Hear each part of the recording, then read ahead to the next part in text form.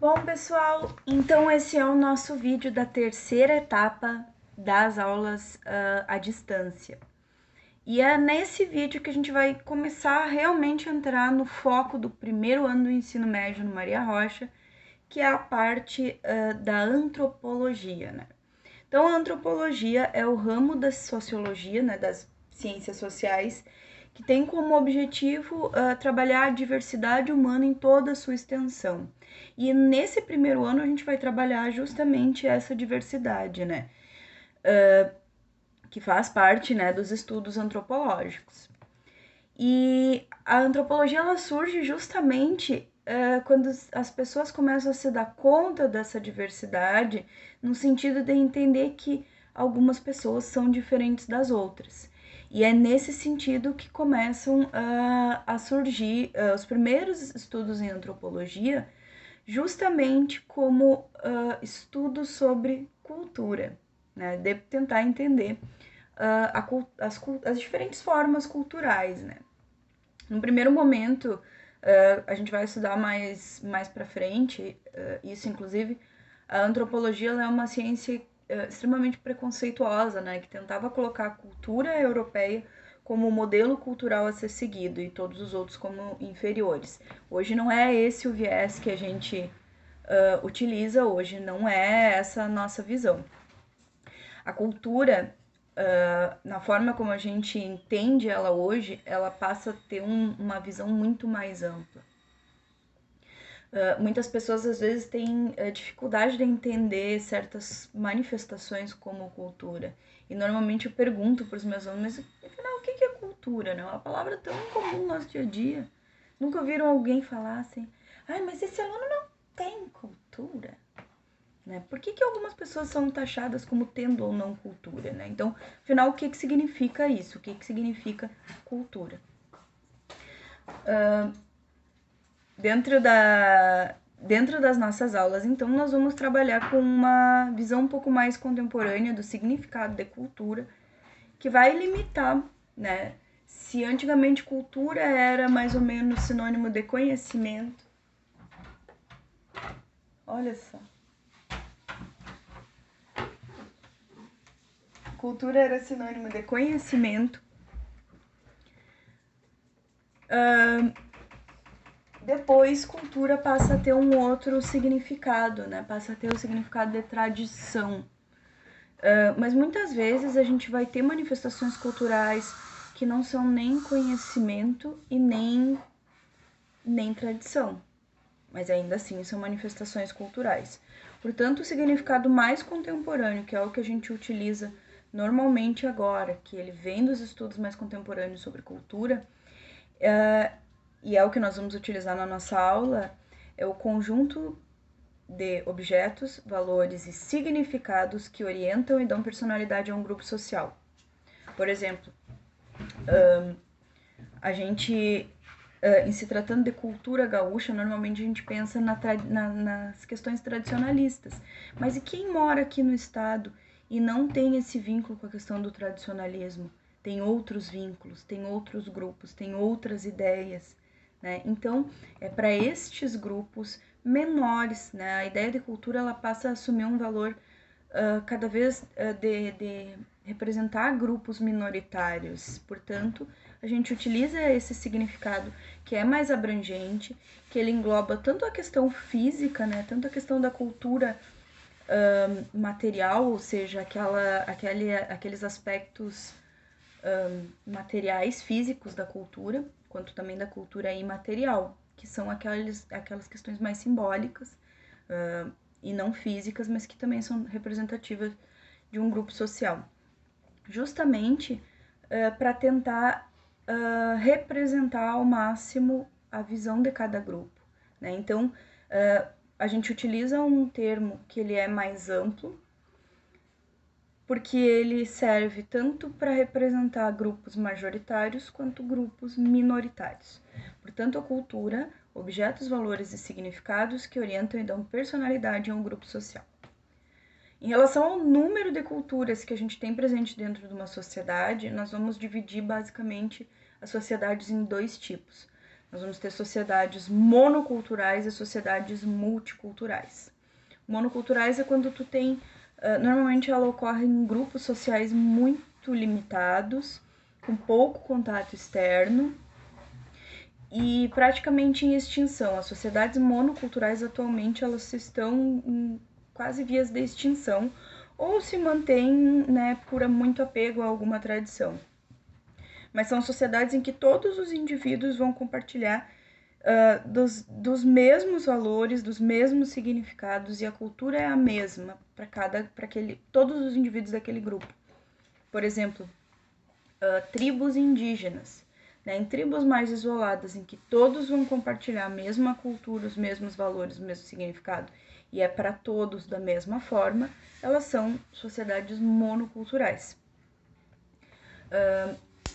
A gente utiliza também para outros grupos, normalmente são grupos étnicos, assim, como tribos indígenas, algumas tribos africanas, algumas...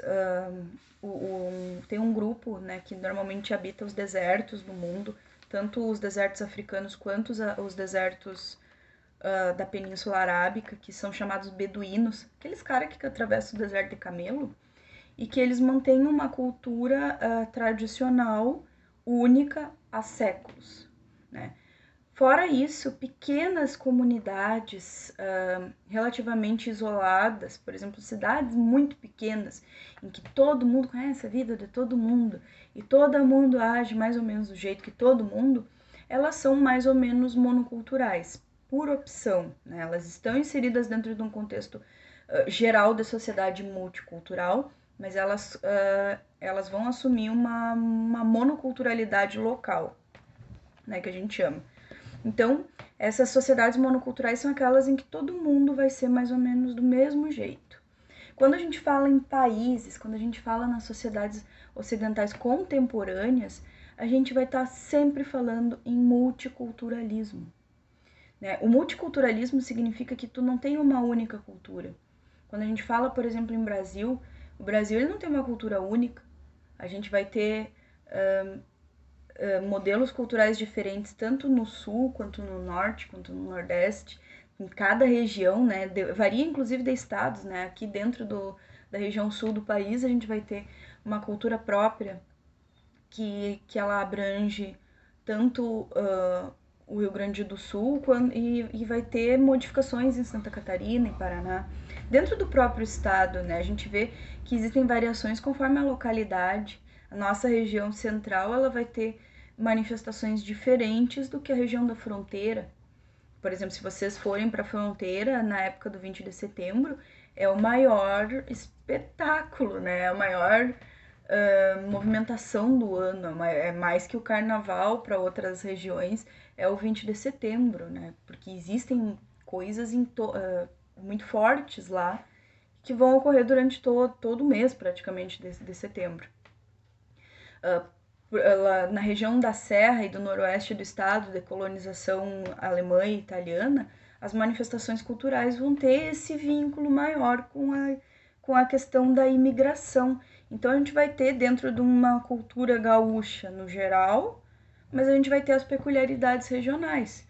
Assim como dentro da própria cidade, né? A gente vê que cada bairro às vezes tem as suas peculiaridades, né? Que existem coisas que são comuns em determinados bairros, em outros não.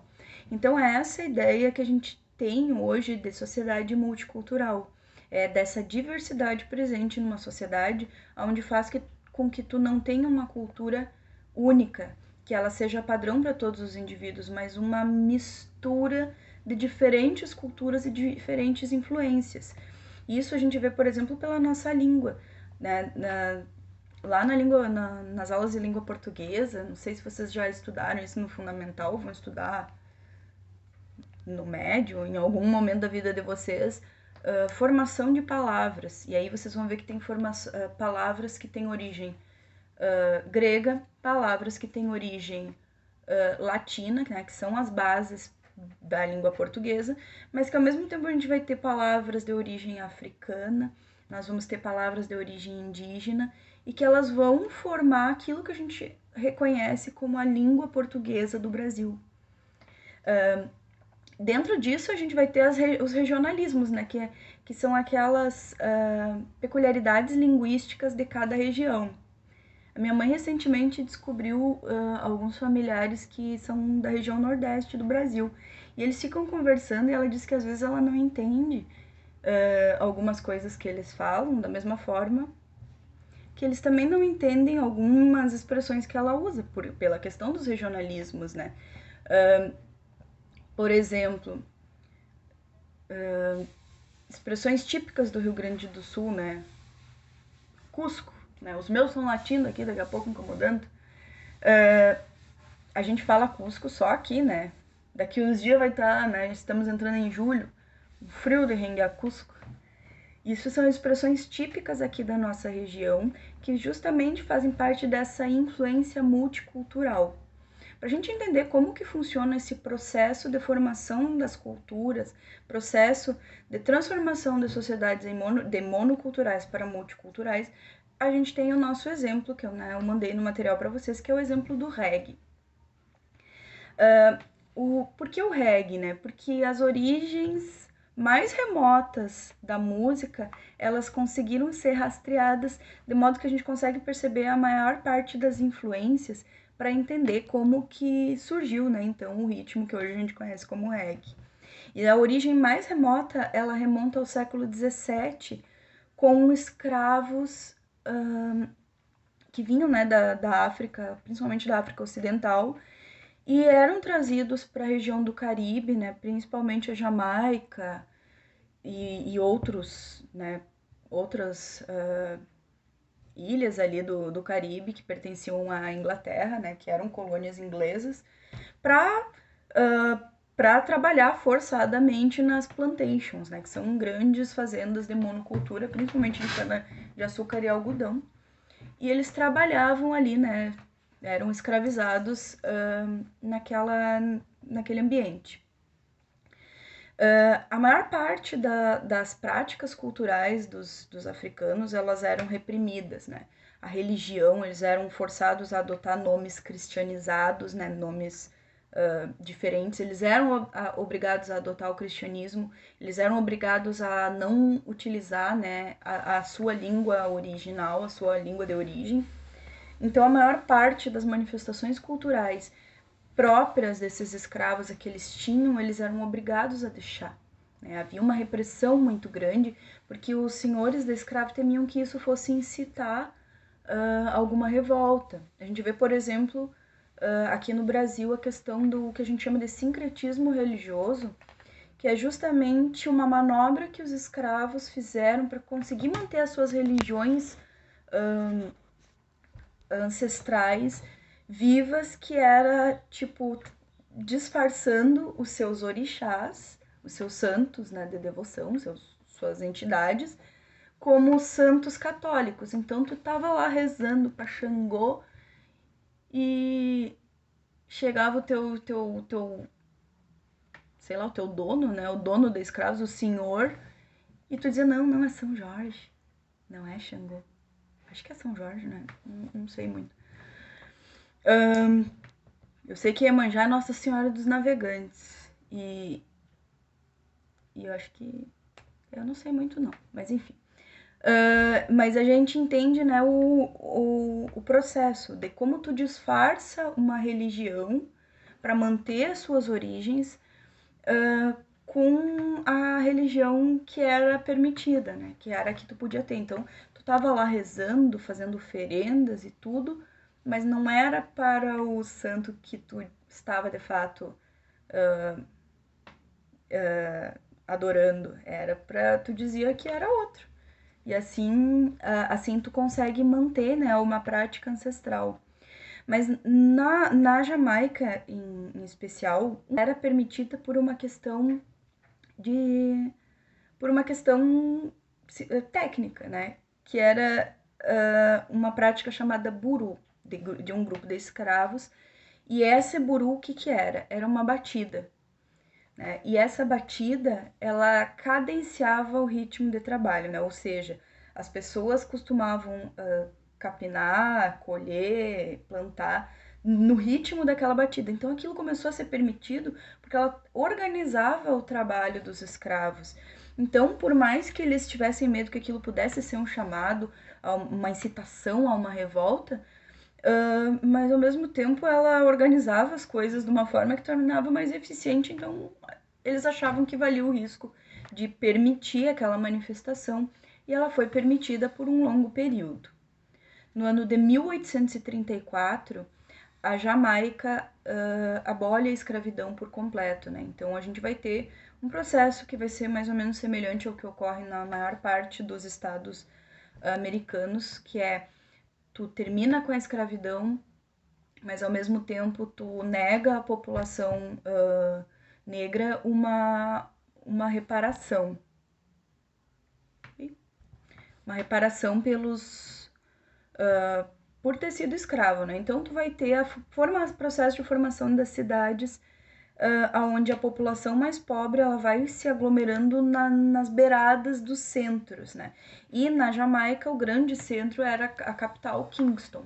Então nos subúrbios, ao redor do centro da cidade, começam a se formar as primeiras favelas com esses ex-escravos que passam a ser libertos e vêm, né, vem para a cidade em busca de alguma oportunidade de trabalho, né? Já que ser escravo e viver nas fazendas, nas plantations, não dava mais. Ao mesmo tempo, eles mantêm, né, essa prática cultural do buru, da batida, como uma prática permanente. E nesse meio tempo se desenvolve, nesse subúrbio da cidade de Kingston, um culto religioso que ele é uma mescla, né? Ao contrário do que ocorre aqui no Brasil, em que as religiões da matriz africana, elas se mantêm, né? Embora elas mudem, elas travistam as suas entidades com os santos católicos, elas sincretizem, né? Que é o que a gente diz. Lá não, lá eles aderiram ao cristianismo e modificam o cristianismo de acordo com um viés um pouquinho diferente, né? Então, o que é esse viés? Eles acreditam que os negros passam, por conta de todo o sofrimento, eles passam a ser o povo escolhido por Deus, e que esse povo escolhido por Deus, né, as preces e o sofrimento deles não ia ser em vão, Deus ouviria as preces deles e enviaria um Messias que unificaria todos os negros do mundo na África, né? Então ele tinha essa questão do que a gente chama de panafricanismo, que é o retorno de todos os negros de volta para a África, e ele unificaria sob o comando desse Messias, né? Seria uma espécie de Jesus Cristo africano. E esse Jesus Cristo africano, né, era o cara que eles estavam esperando para levar todos os negros de volta para a Terra Prometida, né, de volta para a África. Acontece que no ano de 1930, um dos únicos países que não sucumbiu ao imperialismo, né, à divisão que os europeus fizeram, né, uma colcha de retalhos no continente africano, e um dos poucos países que se manteve independente, ele coroa como imperador numa cerimônia incrível um cara chamado Haile Selassie, né? Anteriormente conhecido como Príncipe Rastafari. E por conta disso, né, por conta de todo o significado, né, de ser um país que está se mostrando, que está resistindo ao domínio europeu, que era muito forte, e mostrando a sua força, né, eles enxergam o Haile Selassie como o Messias que tinha sido enviado por Deus. E essa religião que acreditava nesse Messias, ela passa a se chamar, então, o culto rastafariano. Então, os rastafarianos, eles acreditam que o Haile Selassie, ele era o Messias, era o Jesus Cristo africano, e tinha a missão de unificar todos eles numa grande comunidade pan-africana e levar a África à glória. Né? Tanto que quando ele visita a Jamaica alguns anos depois... O cachorro abriu a porta. E ele é recebido com as maiores honras possíveis, assim, é um fenômeno a visita do Haile Selassie lá nos anos 70, se não me engano, na África. Na África não, desculpa, na Jamaica. O que acontece então é que na medida em que o Buru se mescla com esse culto rastafariano, a batida do Buru ela começa a incorporar letras de cunho religiosos, letras que tinham temas como temas bíblicos, como a questão da perseguição, como a questão da libertação dos povos, né? E isso passa a ser incorporado. Aos poucos, né, conforme a gente vai tendo um aumento do processo de influência entre os países, com o aumento das mídias, das tecnologias midiáticas, né, como a TV e o rádio, a gente vê que que os Estados Unidos começam a se tornar a potência cultural hegemônica, né? A gente escuta músicas norte-americanas e isso não era diferente na Jamaica, né? Então, ao longo dos anos 50, eles passam a receber a influência do jazz, do R&B, que eram ritmos norte-americanos, que também tinham essa questão, né? Os norte-americanos também passavam pela questão de luta pelos seus direitos, em pleno movimento de luta pelos direitos civis, né? Início desse processo. Então, o ritmo buru, com as letras bíblicas, com a influência do jazz norte-americano, se fundem e dão origem a um novo ritmo que a gente chama de ska. O ska, então, ele passa a se desenvolver e aí nos anos 70, né, principalmente com o principal artista do reggae que a gente tem, que é o Bob Marley, a gente tem o reggae com um ritmo musical próprio. A gente vê o reggae surgindo. Então, a partir dessas múltiplas influências, o reggae vai surgir com temas como questões religiosas, né? Muitas das letras vão ter esse panorama religioso, mas também com a questão da consciência social própria do jazz e do R&B, que também ela é presente no ska. A questão da consciência social, a questão da luta pelos direitos, né? Então, tu espera um Messias para te libertar, mas tu também não vai te furtar de ficar ali só esperando Deus te ajudar. Tu vai lutar pelos teus direitos e por aquilo que tu quer. Então, um ritmo que até hoje ele é super escutado e presente na nossa cultura, né? O reggae ele se transforma num fenômeno. Hoje a gente tem bandas de reggae aqui no Brasil, no Rio Grande do Sul, até em Santa Maria deve ter. E que ele surge a partir de um contexto que remonta lá ao século XVII, por volta de 1600 e alguma coisa. Então, isso é uma prova de como os processos sociais vão modificando as culturas. Ele surge como uma manifestação de escravos lá num regime extremamente opressor, e ela resiste até hoje se modificando e se adaptando a novas influências e diferentes processos sociais. Então é assim que uma sociedade se transforma numa sociedade multicultural. Então, pessoal, o trabalhinho de vocês é justamente entender como o reggae representa essa influência dos processos sociais, né? Então, eu espero que vocês tenham entendido. Qualquer coisa, chama no probleminha. Tchau, tchau.